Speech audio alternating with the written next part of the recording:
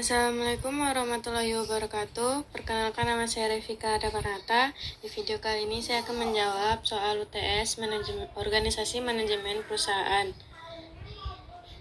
Untuk soal yang pertama yaitu motivasi kerja. Motivasi kerja adalah kekuatan dalam diri yang dapat membangkitkan, mengarahkan, dan mempengaruhi seseorang untuk memiliki intensitas dan ketekunan perilaku sukarelawan dalam melakukan suatu pekerjaan. Tujuannya dan manfaat motivasi itu yang pertama yaitu meningkatkan moral dan kepuasan kerja karyawan. Yang kedua, meningkatkan produktivitas kerja karyawan. Yang ketiga, mempertahankan kestabilan karyawan perusahaan, meningkatkan kedisiplinan karyawan. Yang keempat, mengefektifkan pengadaan karyawan. Untuk kendalanya yang pertama yaitu contoh buruk yang diberikan oleh atasan. Pemimpin merupakan seorang yang bertanggung jawab terhadap tim. Berarti bahwa pemimpin harus mengambil alih semua pekerjaan dan menjadi terbaik dan dalam pekerjaan tersebut. Jika seorang pemimpin atau atasan harus memberi contoh, etos dan dedikasi bagi tim lainnya. Setiap atasan pastinya menginginkan bawahannya untuk memahami arti kerja keras dan menunjukkan kerja keras, maka anggota tim lainnya juga tidak akan melakukannya. Mereka melakukan apa yang pemimpin lakukan.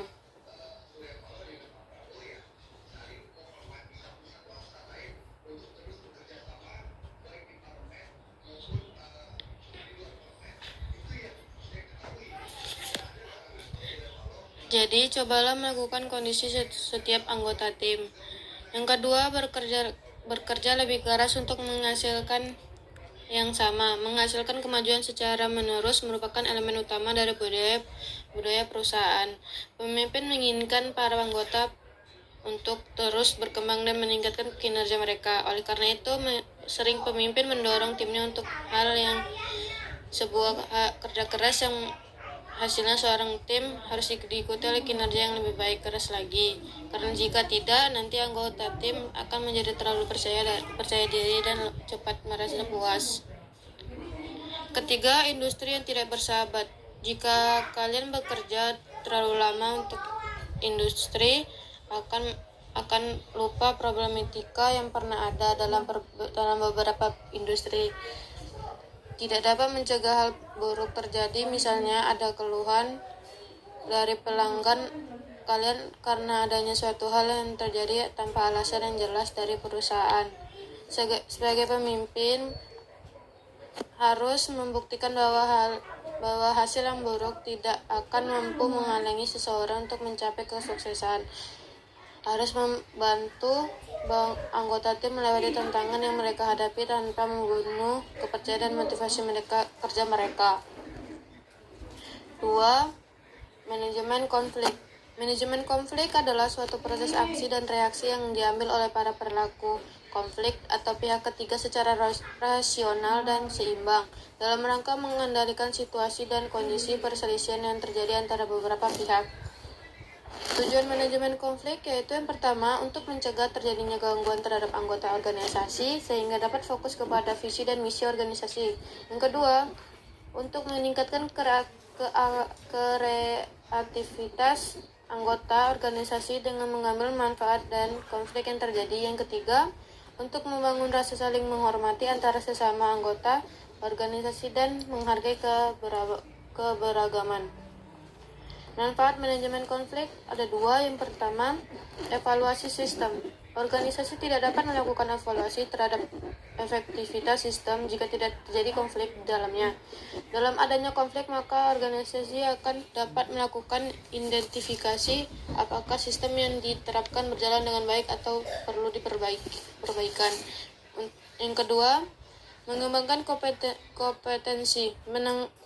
Menanganan manajemen konflik yang terjadi akan meningkatkan dan mengembangkan kompetensi sebuah organisasi, khususnya dalam hal kompetensi non-teknis. Dengan strategi manajemen konflik yang tepat, maka kemampuan organisasi dalam menangani konflik internal akan semakin kuat. Langkah-langkah manajemen konflik ada 5, yaitu yang pertama, Pengenalan. Pengenalan merupakan langkah awal dalam manajemen konflik, yaitu dengan mengenali permasalahan yang terjadi, siapa yang terjadi konflik, dan bagaimana keadaan di sekitar selama terjadi konflik. Untuk yang nomor 2, diagnosis. Diagnosis dapat setelah mendapat informasi pada poin 1, selanjutnya adalah melakukan analisis yang mengetahui penyebab konflik. Untuk mengetahui hal ini, diperlukan metode yang benar dan teruji setelah fokus terhadap masalah utama dan konflik yang terjadi. Yang ketiga, menyepakati solusi. Setelah melakukan proses diagnosis, selanjutnya organisasi bisa menemukan dan menentukan solusi apa yang paling tepat untuk menyelesaikan konflik yang terjadi. Yang keempat, pelaksanaan. Setelah menyelesaikan solusi, proses selanjutnya itu kesepakatan yang telah dibuat oleh semua pihak yang terlibat, dan konflik harus menerima dan melaksanakan kesepakatan tersebut. Yang kelima, evaluasi. Evaluasi merupakan hal yang penting dilakukan untuk menilai apakah pelaksanaan kesepakatan tersebut berjalan dengan baik. Dengan melakukan evaluasi, maka organisasi bisa melakukan pendekatan alternatif untuk konflik lain yang mungkin terjadi.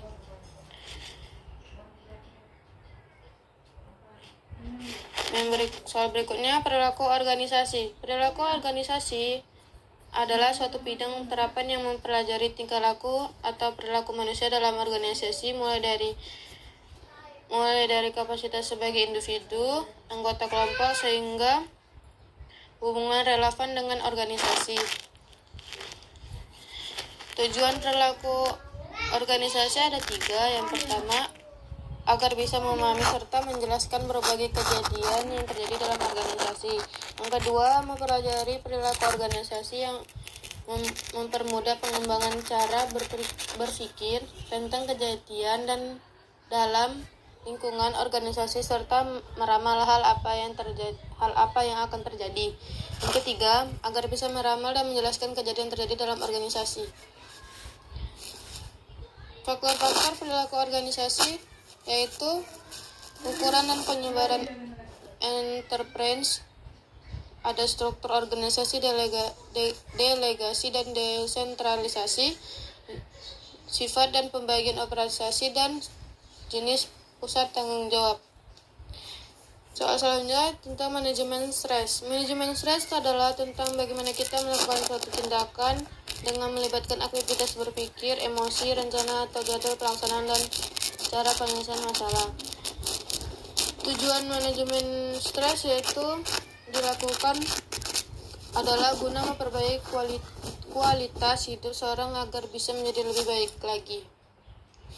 Penyebab stres yaitu yang pertama, penyebab stres dari luar. Tekanan jiwa yang terdapat dalam diri seseorang kerap kali disebabkan oleh adanya pengaruh dari lingkungan, seperti suara bising, suhu panas, cahaya terlalu banyak, dan lain-lain. Selain itu, beberapa pengaruh luar dari bisa mengakibatkan stres, diantara sebagai berikut.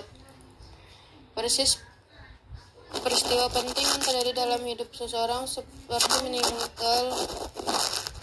meninggalnya orang yang dikasihi, adanya interaksi sosial di dalam perusahaan, seperti deadline pekerjaan yang ketat, kecurabaan bersembunyi seperti lupa menyimpan kunci, lupa mematikan listrik, rusaknya peralatan.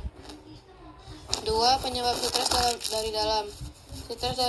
Stres juga bisa terjadi karena adanya pengaruh dari dalam diri sendiri, yaitu ada workaholic, yakni seorang yang melakukan pekerjaan secara kompulsif dan sangat sering mengorbankan waktu tidur serta keluarganya, sehingga mengakibatkan ketekanan dalam jiwanya. Ada juga fixed mindset, yaitu mereka yang memiliki pikiran sempit dan kaku. Umumnya mereka memiliki banyak pikiran dan kaku atau tidak berpikir sama sekali dengan secara normal. Ada juga pikiran negatif. Hal tersebut ditandai dengan adanya cara pikir yang pesimistis, berlebihan, mengkritik diri sendiri, dan menganalisis sesuatu secara berlebihan. Tujuan dilakukan manajemen stres di dalam lingkungan perusahaan adalah untuk mengatasi adanya kemungkinan timbul penyebab stres mencegah terjadinya stres pada karyawan dan perusahaan secara menyeluruh, tidak menyebabkan efek yang lebih buruk, serta memulihkan karyawan atau perusahaan dari stres. Pengambilan keputusan adalah upaya seseorang mengambil pilihan yang dianggap tepat, efektif, dan efisien. Saat mengambil keputusan, ada beberapa pertimbangan sasaran, diantaranya adalah mencegah masalah. Secara umum, tujuan dari pengambilan keputusan adalah untuk memperoleh pilihan terbaik dari alternatif yang tersedia agar tujuan tercapai dapat berjalan dengan baik. Hambatan-hambatan pengambilan keputusan yaitu: yang pertama ada penilaian individu, yang kedua pribadi seseorang, yang ketiga posisi kedudukan seseorang, yang keempat masalah, yang kelima situasi dan kondisi, yang keenam adalah waktu. Langkah-langkah pengambilan keputusan yaitu: yang pertama, pelajari decision opportunity atau DO, dari refleksikan apa arti kesempatan tersebut untuk kita. Yang kedua, analisa apa yang bisa kita kontrol dan apa yang tidak bisa kita kontrol. Yang ketiga, lakukan brainstorming atau kemungkinan atas setiap keputusan yang akan dibuat. Yang keempat, ambil keputusan. Yang kelima, implementasikan keputusan dalam aksi. Selanjutnya itu manajemen stres. Manajemen stres adalah tentang bagaimana kita melakukan suatu tindakan dengan melibatkan aktivitas berpikir, emosi, rencana atau jadwal pelaksanaan, dan cara penyelesaian masalah.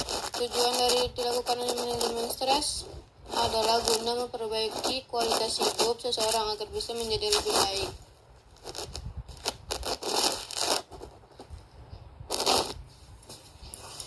Beberapa cara untuk mengatasi stres akibat tekanan pekerjaan. Yang pertama itu, awali hari dengan senyuman. Kedua, jangan malu bertanya. Yang ketiga, hindari konflik. Keempat, menggunakan waktu dengan efisien. Kelima, menciptakan lingkungan kerja yang nyaman. Sedangkan kendala-kendala manajemen stres yaitu: yang pertama, konflik dengan rekan kerja. Kedua, tak pernah menahan emosi. Yang ketiga, tumpukan pekerjaan. Yang keempat, lingkungan pekerjaan.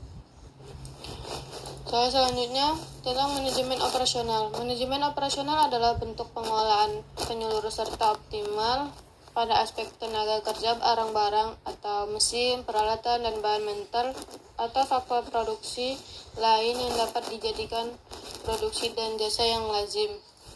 Tujuan dari manajemen operasional itu yang pertama, manajemen bertujuan meningkatkan efisiensi perusahaan atau dikenal juga dengan efisiensi. Yang kedua, mempunyai tujuan meningkatkan produktivitas perusahaan atau dikenal juga dengan productivity. Yang ketiga, bertujuan meminimalisir biaya pengeluaran perusahaan untuk berbagai kegiatan. Yang keempat, memiliki tujuan meningkatkan kualitas perusahaan.